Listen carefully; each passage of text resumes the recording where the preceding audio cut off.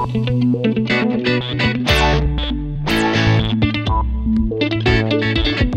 ba nadinig mo yan? Alam, pag may ganyan kang asawa, may ginagawang gimmick siya. Gimmick number 1. Act like a GRO. Halika, matulog na tayo.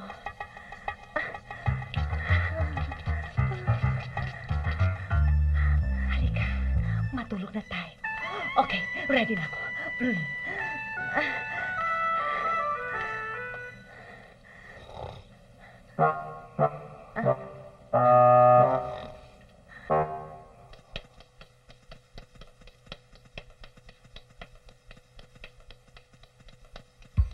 Gimmick number 2.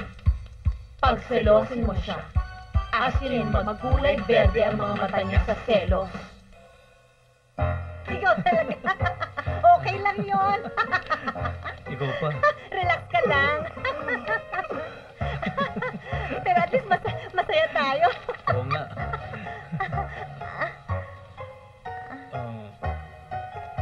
Sige, kukuha na ako ng insurance.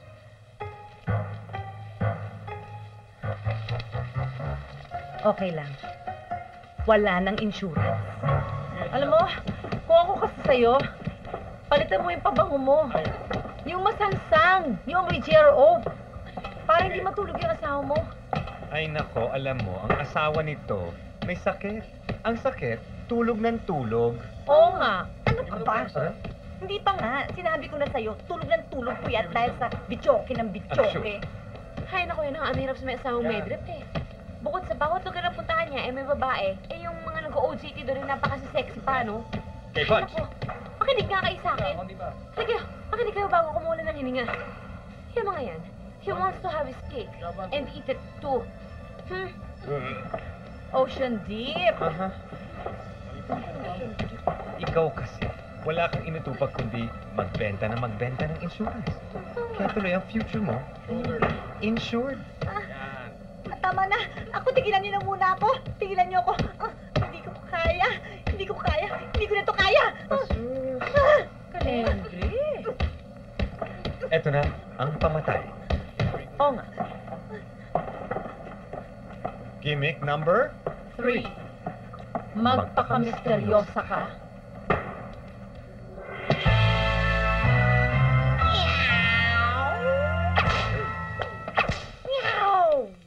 Ano yan?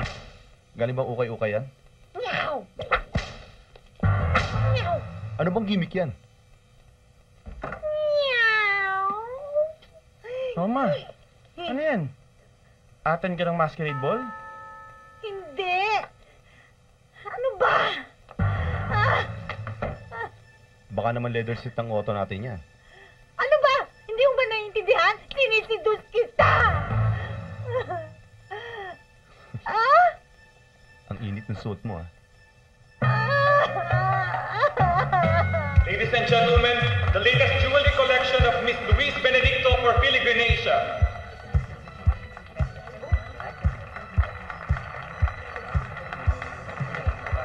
Cynthia, hindi kaya backlash ang asawa mo? Ano ba? May anak kami. Ayan, oh. 20 years na kami nagsasama. O baka naman date bloomer ang asawa mo. Hindi nga, eh. Shh, ano ba? Ang problema, tinatawanan lang. Let's enjoy the show. By the way, Cinch, thank you nga pala. Na-convince mo si BJ na mag-model ng latest platinum collection ko. Ikaw pa.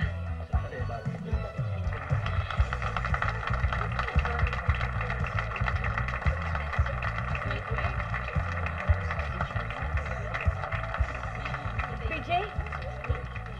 Bea! What? What's wrong with you? I saw you flirting with the other girls backstage. Ang kitid talaga ng utak mo, no? Nag-uusap lang kami. Alam mo, kung ganyan ka ng ganyan, mabuti pa, let's call it quits. If you do that, mag-i-skandalo ko dito. You haven't seen the worst of me yet, BJ Perez. Don't you dare me! Iha, huwag mong gawin yan. Huwag mong bigyan ng kahihiyan ng sarili mo dahil sa isang anak kong playboy. You're just one of the girls. I hate you. Ma!